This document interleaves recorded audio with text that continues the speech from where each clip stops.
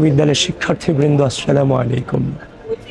২৪-এর গণঅভ্যুত্থান পরবর্তী সময়ে ঢাকা বিশ্ববিদ্যালয় কেন্দ্রীয় ছাত্র সংসদ নির্বাচন ২০২৫ উপলক্ষে যে প্রচারণার যে সময়টুকু ছিল, আজকে সেই সময়টুকু শেষ হয়েছে। সেই প্রচারণা শেষ করে আমি আপনাদের কাছে একটি বার্তা দেওয়ার জন্য এসেছি। আমি আবিদ, বাংলাদেশ জাতীয়তাবাদী ছাত্রদল মনোনীত ভিপি পদপ্রার্থী হিসেবে আমি আমার যে দায়িত্বটুকু ছিল এই ডাকসু নির্বাচন উপলক্ষে আমি আমার সে দায়িত্বটুকু পালন করার চেষ্টা করেছি। এই ঢাকা বিশ্ববিদ্যালয়ের যতগুলো হল আছে, সবগুলো হলের ডোর টু ডোর আমি যাওয়ার চেষ্টা করেছি। আমি গিয়েছি, কাউকে পেয়েছি, আবার কাউকে পাইনি, একসাথে সকলকে পাওয়ার সুযোগ হয়ে ওঠেনি। তবে আমি চেষ্টা করেছি। আমি ছুটে চলেছি অনাবাসিক শিক্ষার্থীদের কাছে, বাস টু বাস আমি চেষ্টা করেছি তাদের কাছে পৌঁছানো। সময়টুকু ছিল অতি অল্প, কিন্তু এই প্রায় ৪০,০০০ শিক্ষার্থীদের কাছে হয়তো বা পৌঁছানো সম্ভব হয়নি। প্রিয় ঢাকা বিশ্ববিদ্যালয়ের শিক্ষার্থী, আমার চেষ্টার কোনো কমতি ছিল না। আমি চেষ্টা করেছি আপনাদের কাছে পৌঁছানো।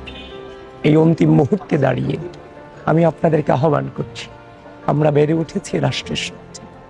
বিগত দীর্ঘ দুঃশাসনকে মোকাবেলা করে আজকের এই জায়গাতে দাঁড়িয়ে আছি। আমরা রাষ্ট্রের স্বার্থে বেড়ে উঠেছি, প্রকৃতির স্বার্থে বেড়ে উঠেছি। প্রিয় ঢাকা বিশ্ববিদ্যালয়ের শিক্ষার্থীবৃন্দ, এই রাষ্ট্রের খোলসাল মোমেন্টকে লিড করে আজকের এই জায়গাতে দাঁড়িয়েছি। আপনাদেরকে আহ্বান করছি, আমরা আপনাদেরকে ছেড়ে যাইনি।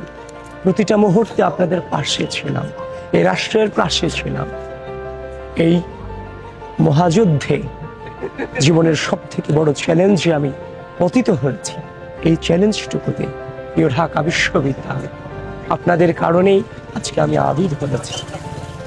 আপনারা আবিদের পাশে থাকবেন এবং আমি আপনাদের আমার পূর্ণ প্যানেল বাংলাদেশ জাতীয়তাবাদী ছাত্রদল পূর্ণ প্যানেলটুকুর পাশে থাকার আহ্বান করছি এবং তারই সাথে আহ্বান করছি আপনারা যারা আছেন, অনাবাসিক শিক্ষার্থী যারা আছেন এবং আবাসিক শিক্ষার্থী যারা আছেন, অবশ্যই এই ভোটাধিকার আপনারা প্রয়োগ করুন। একটি দীর্ঘ দুঃশাসনের মধ্যে দিয়ে, হাজারো রক্তস্নাত গণ অভ্যুত্থানের মধ্যে দিয়ে এই ভোটাধিকার আমাদের প্রতিষ্ঠিত হতে যাচ্ছে।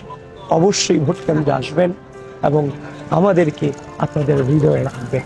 প্রিয় বাংলাদেশ, আপনাদের কাছে আমরা দোয়া চাচ্ছি, আপনারা আমাদেরকে দোয়াতে রাখবেন।